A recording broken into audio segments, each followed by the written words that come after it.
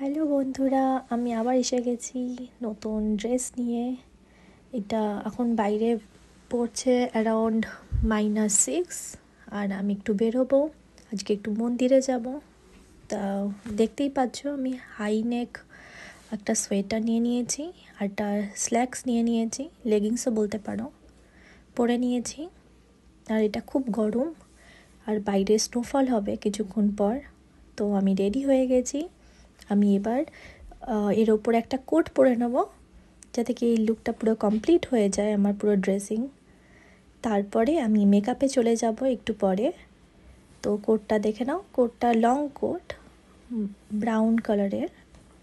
আর আমি এইটার সাথে এটার কম্বিনেশনটাতে ভালো লাগবে বলে এই কালারের কোটটা আমি বেছে নিয়েছি। দেখতেই পাচ্ছ সুন্দর দেখতে কোটটা। নেকটা ঠিক করে নিলাম।